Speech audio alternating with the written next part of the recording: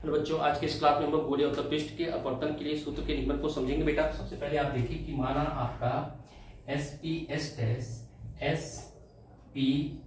आपका S dash एक गोलीय अवतल क्या है, पृष्ठ है, जो क्या करता है कि निरपेक्ष अपवर्तनांक आपका जो है n1 के विरल माध्यम को निरपेक्ष अपवर्तनांक n2 का जो सपोज करिए आपका क्या है सघन माध्यम n2 के सघन माध्यम से क्या करता है, ये पृथक करता है। जहां पर आपका ये क्या है PC आपका मुख्य अक्ष है, और जब इस मुख्य अक्ष पर बिंदु वस्तु O, यहाँ पर बिंदु वस्तु क्या है O है, और जब बिंदु वस्तु O से आपतित किरण क्या होगी बेटा, वो OA,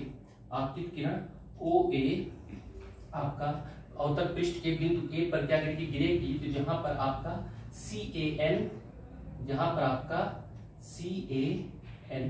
क्या है आपका अविलंब है, CAN अविलंब है। तो अपवर्तन के नियमानुसार आप जानते हैं बेटा कि जब कोई भी किरण विरल माध्यम से किस माध्यम में, सघन माध्यम में जाती है, तो क्या होती है, वो अविलंब की ओर झुक जाती है, सीधे ना जाकर के, बल्कि क्या हो जाएगी अविलंब की ओर झुक जाएगी। तो सपोज करें जो अपवर्तित किरण होगी वो क्या होगी आपकी AB होगी। अब क्या होगा कि O डैश से जो चलने वाली दूसरी किरण होगी वो क्या होगी कि जो आपका अवतल पृष्ठ है उस पे अभिलंबवत पड़ती है, और अभिलंबवत पड़ने के पश्चात ये क्या हो जाती है, सीधी चली जाती है। अभिलंबवत होने के पश्चात ये क्या होती है, सीधी चली जाती है। अब क्या करेंगे हम लोग कि जो आपकी अपवर्तित किरण AB को क्या करें, और आपका दूसरा अपवर्तित किरण PQ, AB और PQ को पीछे की ओर बढ़ाने पर और इसको भी पीछे की ओर बढ़ाने पर किसी जो मुख्य अक्ष का है उसके किस बिंदु पर, I बिंदु पर प्रतीत पर मिलती है। तो यहीं पर आपका क्या होता है, आभासी प्रतिबिंब प्राप्त होता है। तो यहीं पर आपका I पे जो प्राप्त हुआ वो कैसा प्रतिबिंब प्राप्त हुआ बेटा, आभासी प्रतिबिंब आपका प्राप्त होता है। तो आभासी प्रतिबिंब प्राप्त होने के पश्चात आप लिखेंगे कि माना जो आपका एंगल है, एंगल OAC इक्वल किसके है, एंगल I के। ये आपका जो एंगल है एंगल OAC,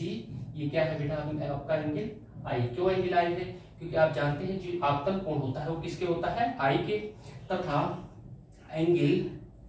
दूसरा आपका क्या है बेटा, एंगल OAC बराबर I, तथा एंगल BAN, ये आपका जो एंगल है ये एंगल क्या है आपका R है। तो ये एंगल R होगा। तो ये जो छोटा वाला एंगल है IAC, ये भी क्या होगा, ये भी एंगल आपका R होगा, क्योंकि ये और ये दोनों एक दूसरे के शीर्षाभिमुख कोण है। तो आप लिखेंगे कि एंगल BAN इक्वल हो जाएगा एंगल किसके हो जाएगा बेटा, R के। तो एंगल R के हो गया। अब हम लोग मानेंगे कि माना जो मुख्य अक्ष पर OA, IA तथा CA, तो लिखेंगे माना OA, IA,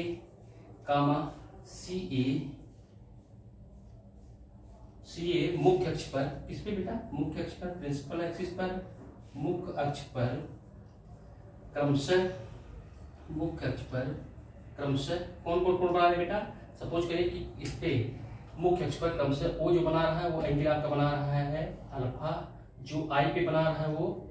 बीटा, और जो C पे बना रहा है वो क्या बना रहा है बेटा, गामा। क्रमशः अल्फा गामा बीटा गामा कोण बनाते हैं, गामा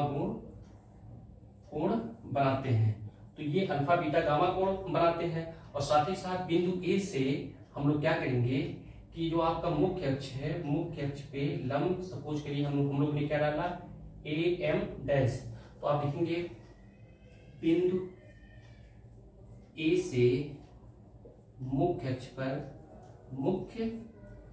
अक्ष पर डाला गया जो आपका लंब है वो क्या है आपका AM डैश, क्या है AM डैश। तो ये आपका क्या हो गया, AM डैश हो गया। तो हम लोग देखेंगे बेटा ट्राइंगल OCA में, तो आप देखेंगे ट्राइंगल OCA में, तो आप देखो बेटा ट्राइंगल OCA में तो जो गामा है आपका क्या हुआ है, ये बहिष्कोण है। ये गामा बहिष्कोण होता है जो अंतर कोणों के योग के बराबर होता है। तो गामा बहिष्कोण है, तो अंतर कोण, तो गामा इक्वल हो जाएगा अल्फा और प्लस क्या हो जाएगा I। तो आप लिखेंगे देन गामा इक्वल हो जाएगा अल्फा प्लस आई, या आई इक्वल हो जाएगा आपका गामा माइनस अल्फा। इसको आप मान लें equation number first, equation number first. और दूसरा आप जब ट्राइंगल लेंगे बेटा बहिष्कोण के संदर्भ में, तो एक ट्राइंगल हमने ये लिया, और दूसरा जो ट्राइंगल है आपका, जो दूसरा ट्राइंगल है आई ए सी में या आई सी ए में, तो लिखेंगे ट्राइंगल आई सी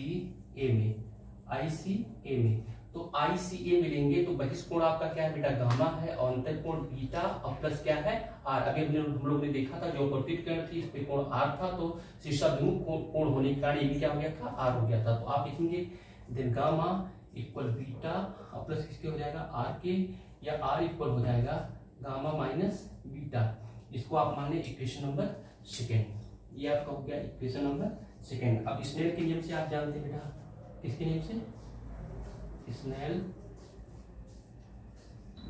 तो स्नेल के नियम से आप जानते हैं बेटा क्या, स्नेल के नियम से आप जानते हैं क्या कि sine i upon sine r equal होता है आपका किसके बेटा, n2 अपान n1 के। अब क्रॉस मल्टीप्लाई जब आप करेंगे बेटा तो हो जाएगा n1 sine i equal n2 sine r के।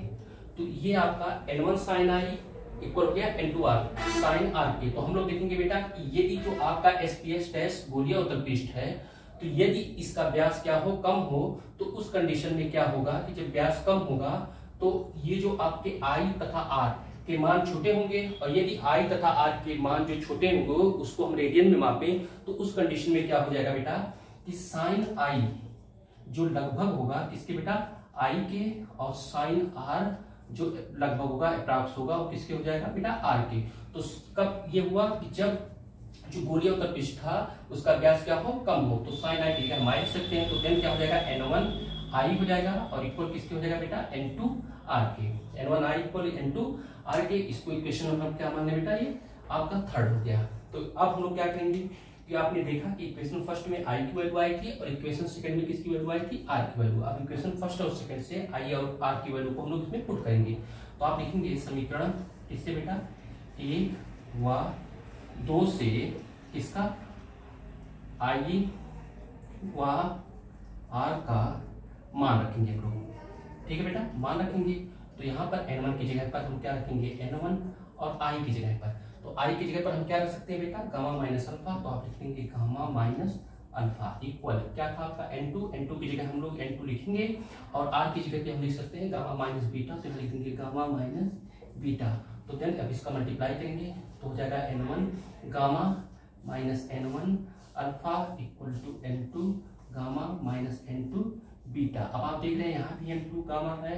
और यहाँ n1 गामा है, दोनों में गामा कॉमन है। तो क्या करें कि n2 जो गामा है ये जो राइट में था उसको हम लेफ्ट में ले आएंगे, तो लिखेंगे n1 गामा, और ये प्लस में था इधर आ जाएगा तो माइनस हो जाएगा n2 गामा इक्वल, ये माइनस में था जब राइट हो जाएगा तो प्लस में हो जाएगा, तो आप लिखेंगे n1 अल्फा और माइनस हो जाएगा आपका n2 बीटा। आप देख रहे हैं दोनों में गामा कॉमन है, गामा आप कॉमन ले लीजिए तो बचेगा क्या, n1 माइनस n2 इक्वल हो जाएगा n1 alpha minus n2 beta. अब इसको इक्वेशन नंबर आप क्या मान ले बेटा, 4, इक्वेशन नंबर 4 मान ले। अब हम लोग क्या करेंगे बेटा कि जब हमने माना कि एसपीएस टेस्ट जो आपका गोलीय उत्तल पृष्ठ था, यदि इसका व्यास कम हो तो ए पॉइंट किस पे आ जाएगा, लगभग ए पॉइंट पी के समीप हो जाएगा, तो उस कंडीशन में एम डैश भी किसके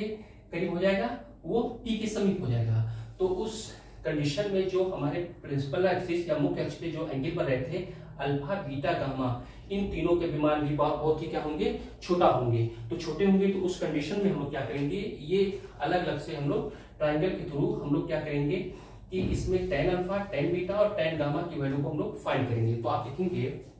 ट्राइंगल जो आपका होगा, पहला जो बड़ा वाला ट्राइंगल है ए ओ एम डैश में, ए ओ एम डैश में, तो क्या करेंगे हम लोग tan अल्फा के मान को निकालेंगे। तो आप लिखेंगे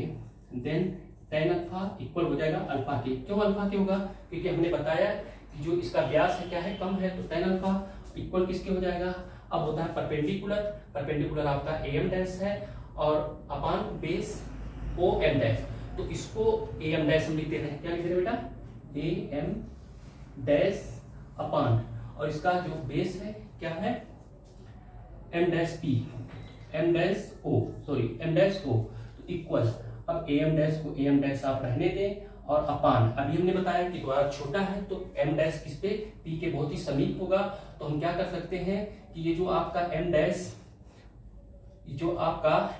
ओ है तो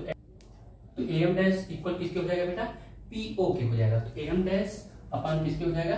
पी ओ के, ए एम डैश अपान किसके हो जाएगा, पी ओ के। इसी प्रकार से जब ट्राइंगल ये वाला लेंगे आप बेटा कौन सा, A I M dash, A I M dash जब लेंगे में, तो इसमें जब आप क्या निकालेंगे, टेन बीटा, इसमें जो एंगल है आपका बेटा क्या है, टेन बीटा, इसमें आप देखते हैं टेन बीटा एंगल है, तो टेन बीटा, तो ये किसके हो जाएगा बेटा, बीटा के। तो यहाँ पर ए एम डैश तो रहेगा परपेंडिकुलर, ए एम डैश और अपान यहाँ पर क्या हो जाएगा, एम डैश आई के, अपान एम डैश आई के, या इसी को हम लिख देंगे ए एम डैश अपान। अब यहाँ पर चूंकि द्वारा छोटा है तो क्या लिखेंगे इसको, पी आई, हम लिखेंगे क्या बेटा, पी आई। इसी प्रकार से ट्राइंगल हम लोग लेंगे आपका A C M dash, triangle A C M dash में जब हम लोग देखेंगे तो टेन आपका क्या हो जाएगा बेटा, गामा इक्वल किसके हो जाएगा, गामा इक्वल हो जाएगा आपका A M dash upon M dash C, क्या हो जाएगा बेटा आपका एम डैश सी, और ए एम डैश और एम डैश सी को हम लिख सकते हैं पी सी अपान किसके हो जाएगा बेटा, पी सी के। तो आप यहाँ पे देखें, अब चूंकि आप जानते हैं क्या कि चूंकि जो आपकी वैल्यू होती है बेटा क्या, कि पोल से ऑब्जेक्ट के जो बीच की दूरी है पी ओ इक्वल होता है किसके, माइनस यू के, चूंकि आभासी पट्टी बन रहा है, और पी से जो आई के बीच की डिस्टेंस होती है वो किसकी होती है बेटा, वो माइनस वी के होती है, और पी से सी के, पोल से सेंटर ऑफ कर्वेचर के बीच की दूरी होती है पी सी इक्वल होता है माइनस किसके बेटा, ये आर के। तो यहाँ पर जो आया है ए एम डैश को आप ए एम डैश से रहने दें अपान पी ओ की जगह पर आप लिख सकते हैं माइनस यू, और ए एम डैश को आप रहने दें, और पी आई की जगह पे आप लिख सकते हैं minus P equal A M dash को आप ऐसे रहने दें, और पी सी की जगह पे लिख सकते हैं माइनस आर। तो यहाँ पर जो हमारी वैल्यू आई किसकी बेटा, अल्फा बीटा और गामा, तो अल्फा की वैल्यू आई A M dash upon minus U, beta की वैल्यू आई A M dash upon minus V, और गामा की वैल्यू आई A M dash upon minus R. इन अल्फा बीटा गामा के मान को इक्वेशन नंबर किसमें रख देंगे, तो हम लोग क्या करेंगे बेटा, इस सभी मान को इक्वेशन नंबर 4 में हम लोग पुट कर देंगे। तो गामा की जगह हम क्या करेंगे, तो आप लिखेंगे समीकरण किसमें बेटा, 4 में किसका बेटा, अल्फा कामा बीटा कामा गामा का मान रखेंगे, मान रखने पर तो मान रखेंगे बेटा, तो आप देखिए गामा की जगह हम गामा रख दिए,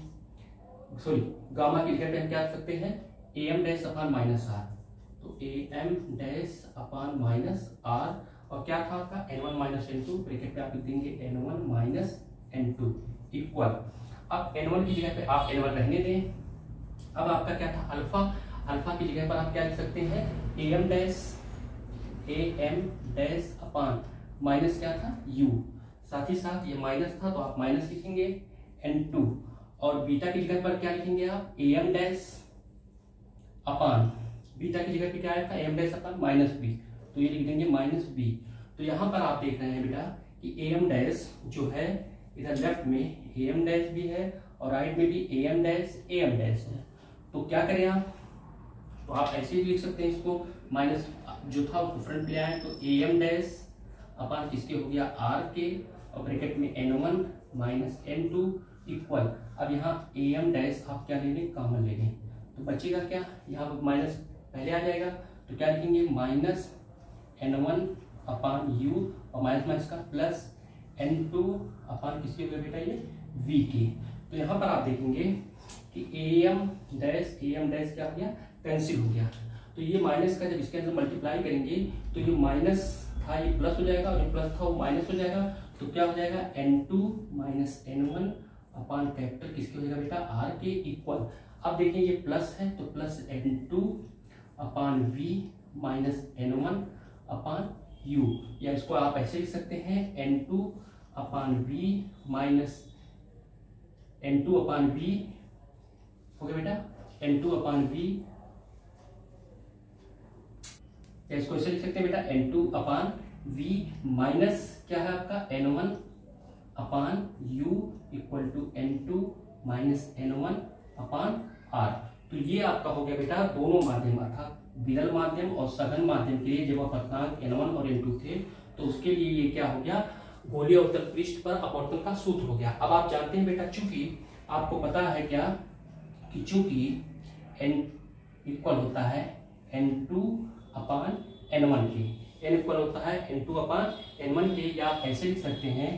कि N2 इक्वल होता है N1 के। तो N2 की जगह पर आप क्या रख देंगे N1। तो N2 की जगह पर हम रख देंगे N1 अपान V और minus N1 upon U equal N2 की जगह पर N1 और माइनस N1 अपान हो जाएगा कैपिटल R की। तो आप देख रहे हैं सभी में बेटा क्या है N1 कॉमन है, तो उस कंडीशन में क्या होगा, कॉमन होगा तो कैंसिल हो जाएगा। तो बचेगा क्या आपका, तो बचेगा जो फार्मूला बेटा आप यहाँ ध्यान दें कि जो फार्मूला आपका बचेगा क्या हो जाएगा आपका N अपान V माइनस 1 अपान U इक्वल क्या हो जाएगा आपका बेटा N माइनस 1 अपान हो जाएगा कैपिटल R। तो एक माध्यम में अपवर्तनांक के लिए ये आपका फार्मूला हो गया कि गोलीय अवतल पृष्ठ के लिए ये आपका फार्मूला हो गया कि जब एक ही माध्यम हो कि N अपान V माइनस 1 अपान U इक्वल N माइनस 1 अपान R। तो आपने देखा बेटा कि माध्यम में जब किसी विरल माध्यम और सघन माध्यम विरल और डेंसर में हो तो उसके लिए फार्मूला आया गोलीय अवतल पृष्ठ के लिए क्या है आपका N2 अपान V minus N1 upon U equal N2 minus N1 upon R। और जब एक ही माध्यम हो तो उस कंडीशन में N अपान V माइनस 1 अपान U इक्वल N माइनस 1 अपान R है बेटा। तो ये जो फार्मूला है बेटा ये अक्सर करके इस साल जो बोर्ड का एग्जाम होने वाला है 2024 उसके लिए बहुत ही महत्वपूर्ण है। Thank you.